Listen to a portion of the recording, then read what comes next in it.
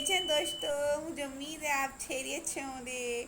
आज हमारे चुल दी छुट्टियां पल गई हैं क्योंकि बकरीद आ रही है। अब बकरीद पे हम अपनी दाएं के साथ फिरेंगे।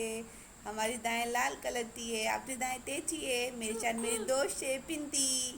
तुम तेते हैं आप तब लोग हमारे तुलती तुतियां पल गई। तू ते बदलाई डाली है दाएं आई दी दो थांदे दो बहुत मजा आए। तो हम दाएं तो धुमाने लेते दाएं दे पालक में, फिर दाएं के साथ तस्वीरें खींचेंगे, फिर व्हाट्सएप पे स्टेटस लगाएंगे। दोस्त पिंटी से पूछ रही हूँ वो क्या चाह रही थी। मैं तो कबाब खाऊंगी, दोस्त बांटने जाऊंगी लेशमा आंटी के घर, और जो जो हमें दोस्त दे रहे हम भी उनको दोस्त देंगे। हा हा। मैं तो अपनी दाएं तो बहुत ताला पाल तलूंगी। तू ते बतलाइट पे गाय तक दाती है। मैं अपनी दाएं से बहुत ताला पाल करती हूँ और मेरी गाय बहुत मासूम है, बहुत अच्छी होगी।